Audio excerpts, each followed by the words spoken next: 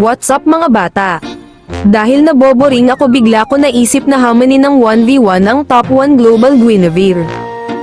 Yeah, boy. Pinuntahan ko na nga ang profile niya at bigla ganito ang lumantad sa harapan ko. Uy! Gagi niyan. Bastos. Kaysa tignan nyo yun ay tignan na lang natin ang history niya. Grabe puro panalo. Nagpapainggit porket loose streak ako. Kaso may chocolate siya dito. Naku, sabi na ba mahina ito? Anyabang mo, angas mo ah. Tinignan ko nga ang matches niya, grabe 7k matches. Hindi na siguro ito naglalaban ng brief niya.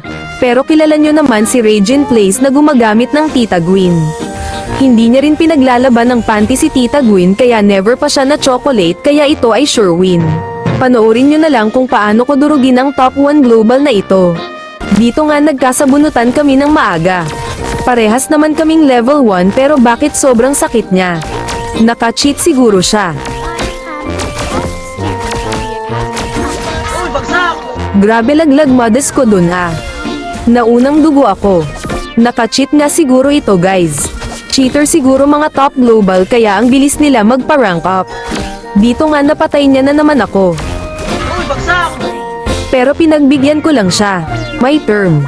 Makakaamoy ka ngayon ng panty ni Tita Gwyn na walang laba-laba.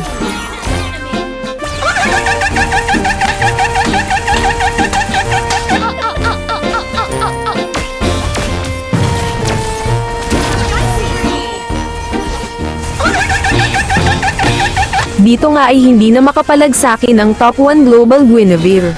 Ginawa ko lang siyang AI sa mga kamay ko. Na-spawn trap ko nga siya dito. Kaya hindi na siya makapalag kay Tita Gwyn.